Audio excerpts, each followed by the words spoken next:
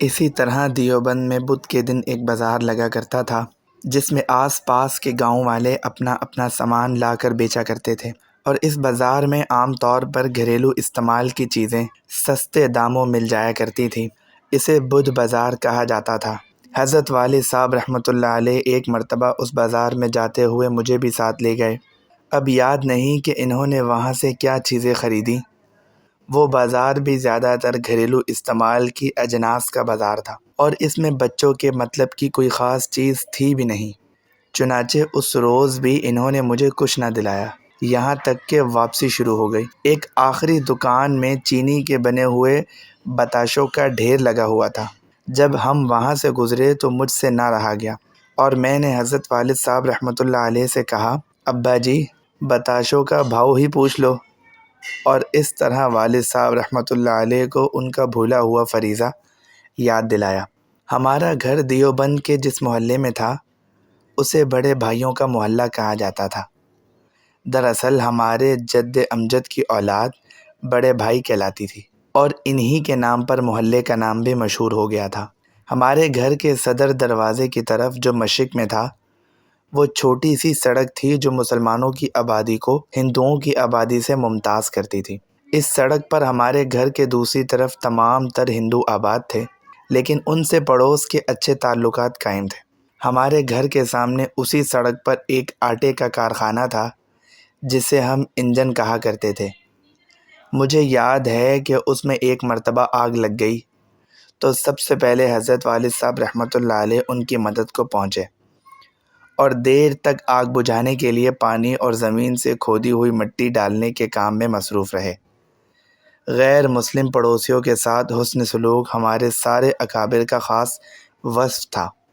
میرے لیے یہ ایک دلچسپ منظر تھا، اور میں گھر سے یہ تماشا دیکھنے کے بعد اپنے بڑے بہن بھائیوں کے سامنے یہ منظر اپنی تتلائی ہوئی زبان میں بیان کرتا، اور اپنے ہاتھ پاؤں کی حرکات سے وہ نقشہ کھینچنے کی کوشش کرتا، اور اس منظر کشی میں اپنے کسی بہن بھائی کے اوپر اس طرح چڑھ جاتا جیسے میں نے آگ بجھانے والوں کو انجن پر چڑھتے ہوئے دیکھا تھا۔ میرے بہن بھائی مجھ سے فرمائش کر کے اس منظر کشی کا مطالبہ کیا کرتے تھے۔ میں تقریباً 6 سال کی عمر تک تتلائی ہوئی زبان بولتا رہا، اور اس کے بھی طرح طرح کے لطیفے خاندان میں مشہور ہوئے۔ حضرت علامہ انور شاہ صاحب کشمیری رحمۃ اللہ علیہ کے بڑے صاحبزادے حضرت مولانا اظہر شاہ کیسر رحمۃ اللہ علیہ، جو عرصے تک ماہنامہ دارالعلوم دیوبند کے ایڈیٹر رہے، میرے سب سے بڑے بھائی جناب محمد ذکی کیفی رحمۃ اللہ علیہ کے دوست تھے، اور اس حوالے سے ان کا ہمارے گھر میں بکثرت آنا جانا تھا۔ وہ مجھ سے بہت محبت کرتے تھے۔ گھر والے مجھے پیار سے تقی کے بجائے تقو کہا کرتے تھے، اور مولانا اظہر صاحب بھی مجھے اسی نام سے پکارتے، اور اکثر مجھے گود میں اٹھا کر تقو تقو کہہ کر چھیڑا کرتے تھے۔ دوسری طرف ان کا نام اظہر تھا، جسے بگاڑ کر میں اپنی تتلائی ہوئی زبان میں اجہل کہتا تھا۔ چنانچہ جب وہ دروازے پر دستک دیتے اور میں باہر نکل کر انہیں دیکھتا تو بھائی جان کو آ کر بتاتا کہ بھائی اجہل آئے ہیں۔ مولانا اظہر صاحب رحمۃ اللہ علیہ میری اس زبان کے بڑے مزے لیا کرتے تھے۔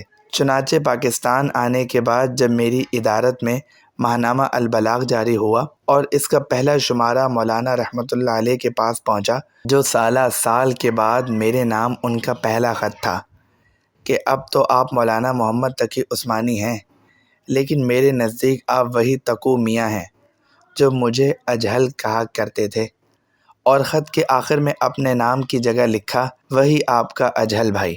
ہمارے گھر میں شعر و ادب کا بڑا چرچا تھا۔ حضرت والد صاحب رحمۃ اللہ علیہ کا شاعری مجموعہ تو ان کے کشکول میں چھپا چکا ہے۔ حضرت والد صاحب رحمۃ اللہ علیہ کا شاعری کا مجموعہ تو ان کے کشکول میں چھپ چکا ہے۔ بڑے بھائی جان مولانا محمد ذکی کیفی رحمۃ اللہ علیہ باقاعدہ شاعر تھے، اور ان کی وجہ سے کئی شاعروں کا گھر میں آنا جانا رہتا تھا۔ میری 2 بڑی بہنیں ایسی تھیں کہ اگرچہ انہوں نے کسی مدرسے یا اسکول میں کبھی نہیں پڑھا، بلکہ صرف گھریلو تعلیم پر اکتفا کیا، لیکن ان کا شاعری اور ادبی ذوق بڑا پاکیزہ تھا، اور کبھی کبھی وہ خود شاعری کہتی تھیں۔ اس سارے ماحول کے نتیجے میں بچپن کے اس بالکل ابتدائی دور میں بہت سے اشعار مجھے بھی یاد ہو گئے تھے جو میں اپنی تتلائی ہوئی زبان میں پڑھا کرتا تھا۔ اور گھر والے میری زبان سے یہ تتلائے ہوئے اشعار سن کر محظوظ ہوا کرتے تھے۔ یہ وہ زمانہ تھا جب ہندوستان کے مختلف حصوں میں ہندو مسلم فسادات پھوٹ پڑے تھے۔